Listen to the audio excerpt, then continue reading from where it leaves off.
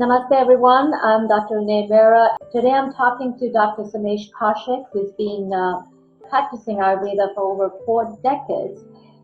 He received his BA/MS degree at the University of Bridgeport and received his Master's in Public Administration and Public Health from University of Alabama in Birmingham, and also got his degree in naturopathy from University of Bridgeport in Connecticut, and where he taught Ayurvedic medicine as well as public health in University of Bridgeport.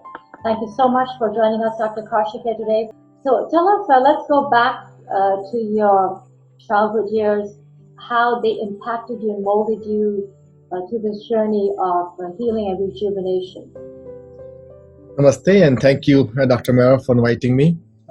Childhood started with Ayurveda. I remember as a child, 4, 5, 6-year-old, playing outside, getting hurt, and you come inside and immediately mom will soak a cotton swab into warm turmeric oil and put on your wound, and then give you a glass of hot milk with a teaspoon of turmeric. And from there, realized that this is the medicine. So at that time, we didn't realize this was a medicine given to us. But as I grew up, this was part of a daily practice. Every day, we get hurt, you get turmeric, you get stomach ache, you get a ginger water or ginger tea, or something with ginger or ajwain tea. And so those basically beginning start from here. And as I grew, my interest into herbs and interest into Ayurveda developed even more. Parents always know more about their children than children know themselves. So my parents realized that he has so much interest, and it was actually their journey when they kept convincing me that this will be a good field and you will be a good vet. So I grew up in a small village, Fatehpur Pundri, in district Kurukshetra near Haryana. And later on, I went to, after pre-med, went to Kurukshetra. And the next 7 years of life grew there in that holy city where I learned Ayurvedic medicine. Growing up there actually was not only knowing about Ayurveda, but also later on, as you know, one of the quality of a good chikitsak or ved is also spirituality. And being there grew my interest more into spirituality and made me a person what I am now. That's very, very interesting. What part of Ayurveda is that is very dear to you? Well, the entire Ayurveda, basically the prevention part. Basically, Ayurveda not only is a way of life, but again, if you live that life, it makes you a perfect human being, a healthy human being. And when we always look at the balance in the body, and we always say some dosha, some agnisha, some dhatu, malkriya, but basically keeping the balance not only inside the body, but outside with the environment, with your surrounding, with the people you know. And that balanced mind, balanced body keeps the entire individual balanced and healthy. But the most important was the prevention. So basically an ounce's prevention is better than a pound of cure. So if you are preventing, if you eat healthy. So in the Ayurvedic treatment, we always look at the your ahar, vihar, and aushadhi. And ahar always comes first. So if we start thinking about, before putting anything in the mouth, if you think about it, is it going to help me? Is it going to nourish my body? The disease doesn't start. And more than that, I also think people who are putting a lot of things, cosmetics and creams on their body, I always tell them, if you can lick it, you don't put it in your body. Eventually, it gets into the same place, into your blood capillaries, and eventually to your entire body and the nervous system. So the prevention and the diet actually is the priority. I think that's treating the whole person as an organic whole, and prevention is so very important, especially in these times, you know, when the cost of healthcare is exorbitantly high. So prevention is very, very important. Prevention is the key. Prevention, and eating a holistic lifestyle, that's so very important. And that's the aspect of Ayurveda I think was also very dear to my heart. You know, you see a lot of patients in New York, as well as right now, I think upstate New York, as well as Connecticut. What type of patients come to you? So that's actually this is the time of Ayurveda. When I came here in 80s, roughly 67% of the individuals or adults who were sick, they were suffering from infectious diseases, and roughly 16.7% had basically chronic disease. Trend has reversed completely in 30 some years. Now what we see, 75 to 80% of adult population have at least one chronic disease, and roughly 50% have two or more. So in chronic disease, if you look at, doesn't matter what they are, looking at asthma, bronchitis, autistic children, you can look at ADD, ADHD, anxiety, depression, arthritis, any heart disease, cardiovascular disease, basically looking at high cholesterol, high blood pressure, and cancer, HIV. There's no cure. It's only symptomatic treatment. So Ayurvedic medicine actually goes to the root cause of the disease. So looking for the root cause, and then we treat the root cause and also try to reverse the condition. So that actually, that's what I see. Majority of my patients, if I say 99.99%, are suffering from chronic disease. A big part of that actually is the cancer patients who are taking chemotherapy or radiation therapy, and also discussing their case and under the care of a endocrinologist. And so they come for supportive treatment. But in generally, most of the patients are chronic patients who have been suffering from disease for many, many years, and this is the place they get the relief. And what type of treatments do you have in your practice? Basically, when somebody comes, we have a intake, a consultation. Again, there's a big part of that. In consultation, we have counseling also. So we always look at 3 ways of treatment: medication, meditation, visualization. Always think positive. But the treatment starts with the ahar. I take the complete history on their diet, what they usually eat, and I tell them to bring me a food chart or dietary intake for about a week. And based on that, I have an idea what kind of food these individuals have been eating. And so we can't make a drastic change all of a sudden. If somebody is eating pizza for breakfast, lunch, and dinner, I can't take pizza away from them. But we add something as a green leafy vegetable on the side and keep growing that portion, so the pizza portion will decrease.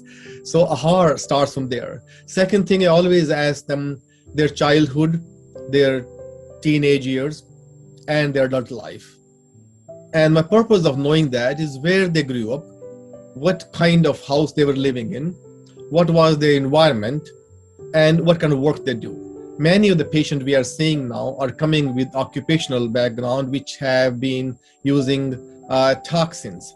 So in that case, then at that point, the detoxification becomes very important.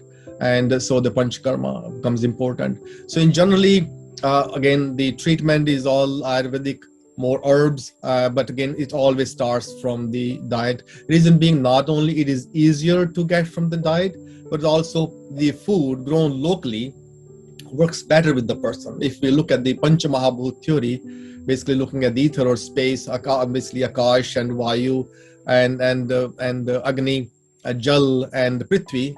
So in that case, we are looking for the same element. If I am living in this area, and the air here, which is inside me, is also supporting those plants and the vegetable and the fruits. The heat outside, inside is supporting me and also supporting the growth of those plants. So basically, the environment where you are living, locally grown food and vegetables are always beneficial. So and then we look at the vihar, the lifestyle. If somebody is complaining about insomnia, and they are sitting and watching TV until 2 a.m., that needs to be changed. So it's a combination of the diet, of the lifestyle, and then comes the Aushadhi, which are the supplements which are made here in the US, because we had a lot of issue from the supplements coming from India, because again, the testing was not that adequate and the heavy metals are so high nowadays. So we want to make sure whatever we're giving to our patients is safe and is tested. So the combination of all three. Do you also have Panchakarma treatment in your office? Yes, we provide complete authentic Panchakarma, and with that we also have added some treatments from naturopathy. For example, something we call constitutional hydrotherapy. So hydrotherapy is used. We also use ozone therapy, which actually came very handy, especially with chronic disease, patients with Lyme disease, patient with cancer. And again, as you know, the cancer loves 3 things: low oxygen, low heat and a lot of sugar, but hates two things: heat and the heat and oxygen. So in the ozone therapy, not only person is sitting in a steam chamber get a lot of heat, so basically hypothermia artificially, so heat and also a lot of ozone, which turns into oxygen in their body. So that became very, very useful. Same thing in the Lyme patient. And Lyme cases are very high in the Northeast. But in generally, any person who have a chronic disease, what I found, their not only oxygen level usually low, but also their temperature is low. So I always tell individuals, God made you hot, stay hot. So 98.6 degrees in the temperature of the body actually is very hot.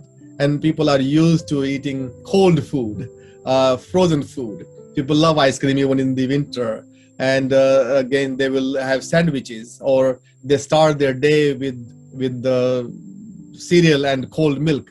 So we always tell them, basically support your body by the way it was created by the creator. So adding heat, always start your day with warm food, warm milk.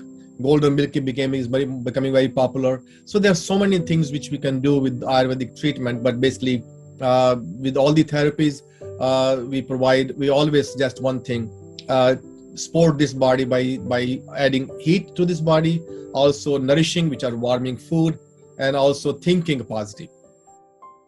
We start off the day with warm foods, even like stewed apple or stewed pear, Yes, room temperature, start with that one. And then basically if you take if you are somebody who likes milk, then take a cup of glass of milk. Again, if you can put saffron and turmeric and then ground almonds in that probably will be nourishing. And if that personally, what I do, sometimes it's not possible. I know everybody's busy.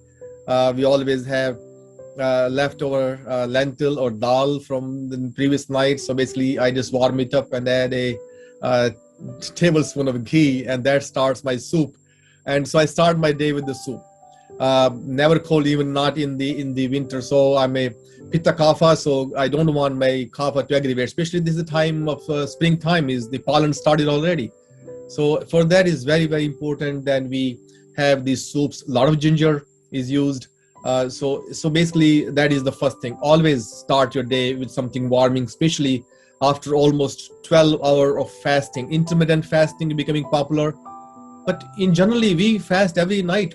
When you have your dinner at 6 or 7 p.m. and your breakfast is 8 a.m. in the morning or 7 a.m. in the morning, that is a long fast. And at that time, when you are starting adding something to your bodies, has to be nourishing and warming. One pearl of wisdom that you would like to share with your patients from Ayurveda. So in the strange thing is that Ayurveda is such a complete science, and it talks about everything in life, including the patient. And what Charak says that the patient should be somebody who listens, who is obedient, who follows the order, and also is willing to basically get better. So their passion should be to bring this body back to normal.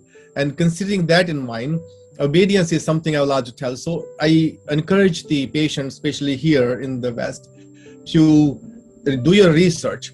Make sure that the physician or vet that you are approaching, you're thinking about going to, you do research, ask about their education, ask about their background, make sure they are well educated, they have enough experience, and also they have seen many, many patients. So ask all the questions. And again, many people in my case bring a folder because this patient is dealing with only one disease, and that's all their concern is. So they will bring a big folder of all the research they have found on Google or different places. And so once you have all your research done, bring your questions, ask the vet and or ask the doctor all the questions. But once your questions have been answered, once your doubts have been removed, then one advice is surrender yourself. Let the physician handle, let the vet give you all the instructions of what you should eat, what you should not eat, how you should, basically what time you should go to bed. So we believe in and we know the circadian rhythm. So let the rhythm of nature follow you, or you follow the rhythm. And so you live that life which nature wants from us. not to think that your favorite TV show is coming at 2 o'clock in the morning, or you think or you found on Google that eating this kind of food will be good for you. No, your thinking is done before making the decision to go to that Vaidya or the doctor. Once you are there, then only thing you should be thinking about, what is doctor telling you? Write that, take notes, and follow the instructions, because journey which you want to follow of healing is now became the journey of your doctor. And then let it work as a team. Let your Vaidya or Ayurvedic physician be your leader, be your guide, and you just follow the directions. Very, very important. Also on a tangential note, I know that you also have medical camps in North India that are free and helping people to get back to a healthy lifestyle. Yes, definitely. So we started that. Like I said, the Charaks have these qualities of Vaidyas, and one of the quality actually is basically the spirituality, purity, and so in that case, following those messages, footsteps, following the journey. 2008 we started medical camps. Actually, medical camps started here in New Haven, Connecticut in 2006, and then we were guided, told, and then basically we realized that the place we have come from, there are so many individuals who do not have medical care, they cannot afford for some reason.